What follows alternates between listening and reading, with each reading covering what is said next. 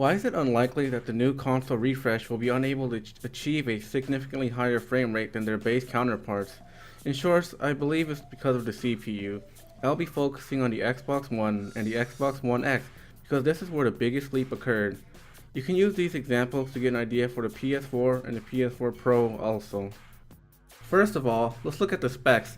The original Xbox One has a 1.31 teraflop GPU. The Xbox One X has a 6 teraflop GPU.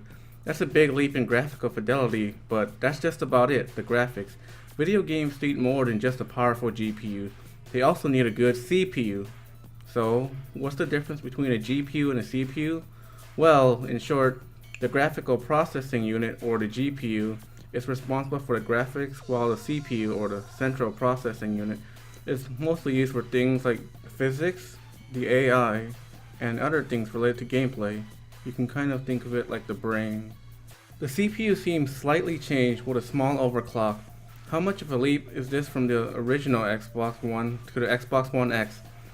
Well, not much. It went from 1.75 GHz, a Jaguar CPU, to an altered Jaguar CPU clocked at 2.3 GHz. That's a 550 MHz difference. People want 60 FPS, which is double of 30. The Xbox One X CPU is less than a 32% improvement in clock speed. How much can a 500 MHz difference make from the same type of CPU? Not much actually. Check out the difference in FPS by Bang for Buck PC Gamer. There's barely a 5 FPS difference. Now check out this graph of Crysis 3 with the CPU being overclocked by about the same frequency as the Xbox One X. It's about a 5 FPS boost each time. Nothing to write home about, really. Now let's check out what some of the people working on Destiny 2 have to say about their game being locked at 30 FPS on both of the new consoles. There's a ton of GPU power in the PS4 Pro. That's why we're doing 4K, right? It's on the CPU side. Destiny simulation.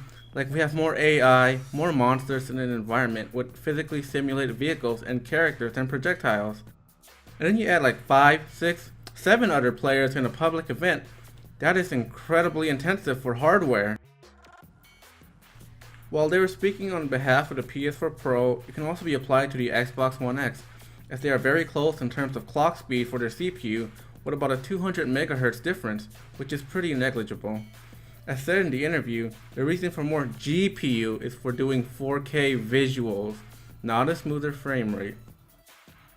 We would never hold back game performance on a platform to appease a partner. No partners asked us to either. We optimize for each platform's tech to deliver the best social action game experience we can. Period. All consoles run at 30 FPS to deliver Destiny 2's AI counts, environment sizes, and number of places because they are all CPU bound.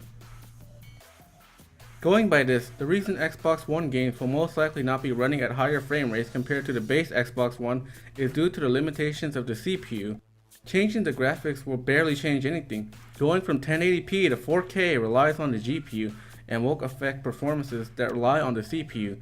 The only way they can get more FPS from CPU limitation is to change things that are based around the gameplay and not the graphics.